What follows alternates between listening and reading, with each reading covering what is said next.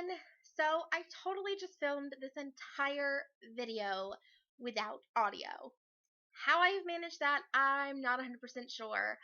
So I'm really frustrated with myself, but I'm going to quickly try to do this video quicker than I did the other one because the other one was 15 minutes long. So today I wanted to talk about one of my favorite book series. So I'm going to be reviewing the Abhorsen Chronicles by Garth Nix. This is the combined trilogy. It is 1,224 pages long. It has all three books, Sabriel, Lireal, and Abhorsen, and then a short story called Nicholas Sire and the Creature in the Case. So I'm going to read the little blurbs on the back about each book and a couple of the review comments. I'm just going to combine them all. And then I'm going to quickly, hopefully, read you the prologue of Sabriel so you can kind of get a gist of the book itself. And then I'm going to talk a little bit at the end about why I like this book. So, here it goes. Every step brings Sabriel closer to a battle that will pit her against the true forces of life and death and bring her face to face with her own destiny. That's Sabriel. Here's Lireal. With only her faithful companion, the disreputable dog, Lireal must undertake a desperate mission under the growing shadow of an ancient evil, which threatens the fate of the Old Kingdom. And Abhorsen? The Abhorsen, Sabriel, and King Touchstone are missing, and Lireal must search in both life and death for some means to defeat the evil destroyer before it is too late. Here's praise for the trilogy. Rich, complex, involving, and hard to put down, excellent high fantasy. I agree. Breathtaking, bittersweet, and utterly unforgettable. Again, I agree. Nix has created an ingenious, icy world in the throes of chaos. The action charges along at a gallop, imbued with an encompassing sense of looming danger. A page-turner for sure. Again, I completely agree. Filled with twists and turns, a playful inventiveness, and dark magic, and is sure to satisfy Nix's many readers. Garth Nix is an Australian author. He has written several series. This is the only one that I have read of his. But he has a couple of others. One book is called Shade's Children, I believe, and the other one is like The Keys to the Kingdom is a series where like a book is based on each day of the week, I think.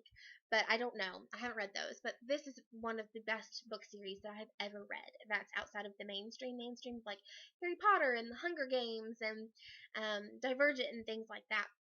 This is definitely fantasy. It's definitely amazingly richly written fantasy with wonderful heroines, strong females.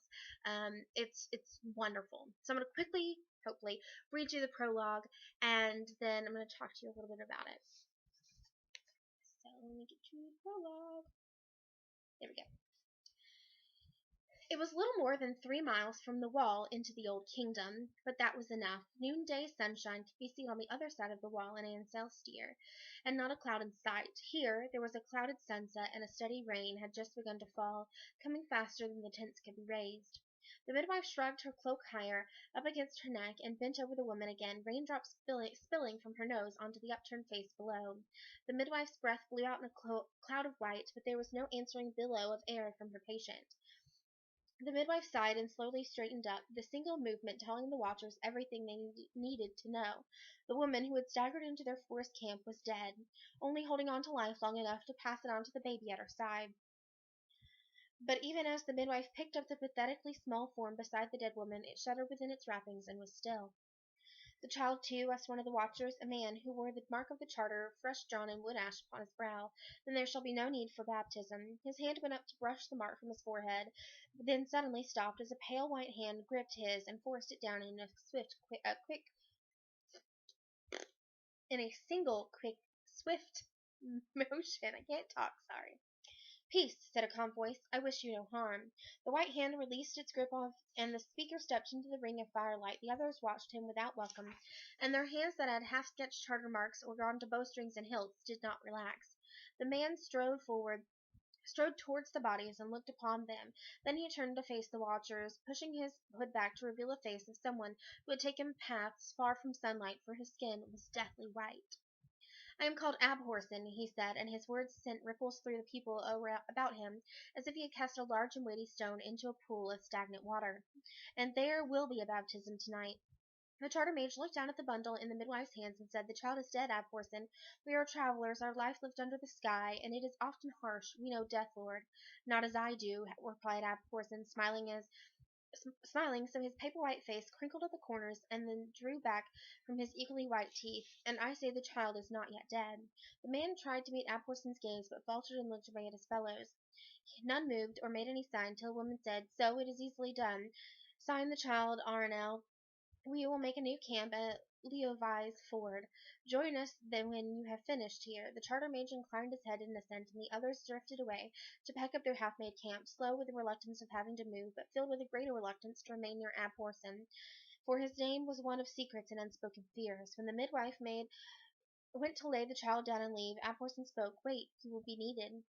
The midwife looked down at the baby and saw that it was a girl child, and save for its stillness, could be merely sleeping. She had heard of Abhorsen, and if the girl could live.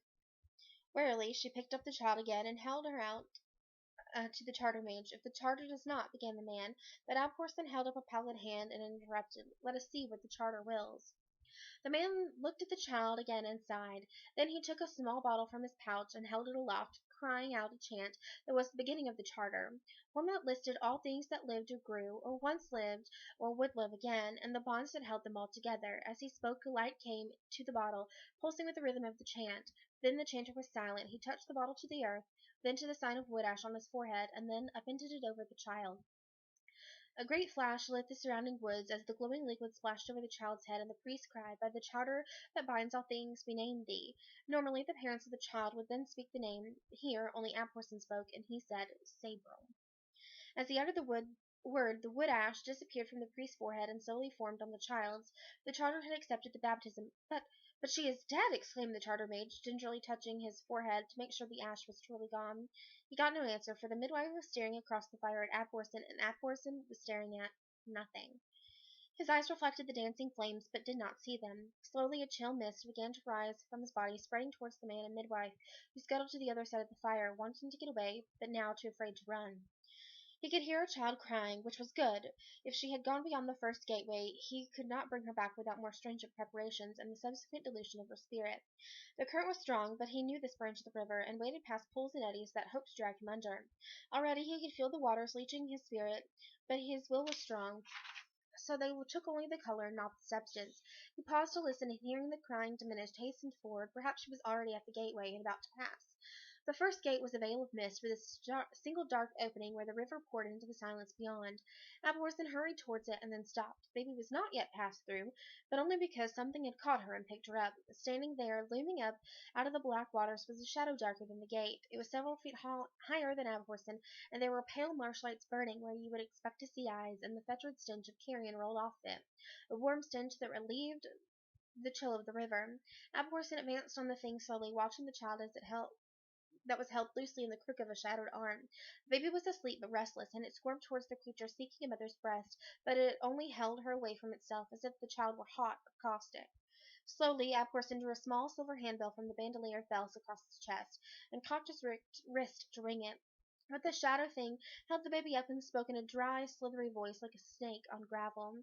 "Spirit of your spirit, Abhorsen, you can't spell me while I hold her, and perhaps I shall take her beyond the gate, as her mother has already passed." Abhorsen frowned in recognition and replaced the bell. "You have a new shape, Caragor, and you are now on this side of the first gate? Who was foolish enough to assist you so far?" Caragor smiled widely at Abhorsen, and Abhorsen caught a glimpse of fires burning deep inside his mouth. "One of the usual calling," he croaked, "but unskilled. He didn't realize it would be in the nature of an exchange. Alas, his life was not sufficient for me to pass this last portal, but now you have come to help me." "I, who chained you beyond the seventh gate?" "Yes," whispered Caragor. "The irony does not, I think, escape you. But if you want the child—" He made as if to throw the baby into the stream, and with that jerk woke her. Immediately she began to cry, and her little fists reached out to gather up the shadow stuff of Caragor into like the folds of a robe. He cried out, tried to detach her, but the tiny hands held tightly, and he was forced to overuse his strength and throw her from him. She landed squalling and was instantly caught up in the flow of the river, but Abhorsen lunged forward and snatched her from both the river and Caragor's grasping hands. Stepping back, he drew the silver bell one-handed and swung it so it sounded twice. The sound was curiously muffled, but true, and The clear chime sound and the clear chime hung in the air, fresh and cutting, alive. Carragher flinched at the sound and fell backwards into the darkness of the gate. "Some fool will soon bring me back, and then," he cried out, as the river took him under. The waters swirled and gurgled, and then resumed their steady flow. Abhorsen stared at the gate for a time, and then sighed, and placing the bell back in his belt, looked at the baby held in his arm. She stared back at him, dark eyes matching his own. Already the color had been drained from her skin. Nervously, Abhorsen laid a hand across the brand on her forehead and felt the glow of the spirit within. The charter mark had kept her life contained when the river should have drained it. It was her life spirit that had so burned Carragher. She smiled up at him and gurgled a little, and Abhorsen felt a smile tilting the corner of his own mouth. Still smiling, he turned and began the long wade back up the river to the gate that would return them both to their living flesh. The baby wailed a scant second before Abhorsen opened his eyes, so that the midwife was already halfway round the dying fire, ready to pick her up. Frost crackled on the ground, and icicles hung from Abhorsen's nose. He wiped them from with the sleeve and leaned over the child, much as an anxious father does after a birth. "How was the babe?" he asked, and the midwife stared at him wonderingly, for the dead child was now loudly alive, and as deathly white as he. "As you hear, lord," she answered. "She is very well. It is perhaps a little cold for her." He gestured at the fire and spoke a word, and it roared into life, the frost melting at once and raindrops sizzling into steam. "That will do until morning," said Abhorsen. "Then I shall take her to my house. I shall have need for a nurse. Will you come?" The midwife hesitated and looked at the charter mage, who still lingered on the far side of the fire. He refused to meet her glance, and she looked down once more at the little girl bawling in her arms. You are," whispered the midwife. "A necromancer," said Abhorsen. "Only of a sort. I love the woman who lies here. She would have lived if she had loved another, but she did not. Sabriel is our child. Can you not see the kinship?" The midwife looked at him as he leant forward and took Sabriel from her, rocking her on his chest. The baby quieted, and in a few seconds was asleep. "Yes," said the midwife, "I shall come with you and look after Sabriel, but you must find a wet nurse." "And I dare say much else besides," mused Abhorsen, "but my house is not a place for—" The charter mage cleared his throat and moved around the fire. "If you seek a man who knows a little of the charter," he said hesitantly, "I should wish to serve, for I have seen its work in you, lord, though I am loath to leave my fellow wanderers." "Perhaps you will not have to," replied Abhorsen, smiling at a sudden thought. "I wonder if your leader will object to 2 new members joining her band, for my work means I must travel, and there is no part of the kingdom that has not felt the imprint of my feet." "Your work?" asked the man, shivering a little, though it was of no longer cold. "Yes," said the Abhorsen, "I am a necromancer, but not of the common kind. Where others of the art raise the dead, I lay them back to rest. And those that will not rest, I bind, or try to. I am Abhorsen." He looked at the baby again, and added, almost with a note of surprise, "father of Sabriel." So that's the prologue of Sabriel from the Abhorsen Chronicles. Um, this book is wonderful. It's got wonderful characters: Sabriel, Touchstone, Lireal, Sam, Moget, the disreputable dog, are all amazing, amazing characters. Um, it's a world that's in chaos. It's okay. Think of the Old Kingdom as kind of old world magic. It's charter magic. There's charter stones and there's charter mages, and they weave magic with charter marks. There's necromancers who are trying to raise the dead, and the Abhorsen is charged with putting those dead that other necromancers raise to rest. Um, necromancers in general and the Abhorsen travel through death. There are 9 gates, I believe. And it's just, oh, so good. And then there's the wall that separates the two of them that was mentioned at the very beginning of that prologue. The wall separates the Old Kingdom from Ancelstir, which is kind of, think of 1930s, 1940s, World War era technology, small villages. It's kind of fashioned after like Britain or like Australia, sort of kind of the thing with different towns. There's like preparatory like colleges and schools, private schools for the children, and small towns, telegrams and things of that nature. It's not really technologically advanced. And I like how things in Ancestor do not work in the Old Kingdom, and the farther you are from the Old Kingdom and the Wall in general, you can't use charter magic as much, so it's kind of like a balance of powers. But it's wonderful. The characters are amazing. It is very, very well written, and I really enjoy it. So I hope you guys enjoyed me showing you one of my favorite series, trilogies. There's actually a prequel coming out this October 14th of 2014, in case you're watching this but a different year. Um, a prequel to this one. It's called Clariel, something like that. I don't know, the Lost Abhorsen. It's the name of something. It's like CL and then Ariel, so Clariel. I'm gonna guess. I don't know. That's how we'll probably say it. Clariel, the Lost Abhorsen. So it's supposed to happen like 600 years before Sabriel was born, which we just got to see in the prequel or in the prologue. Why I keep saying the wrong one, I don't know. But this is the Abhorsen Chronicles.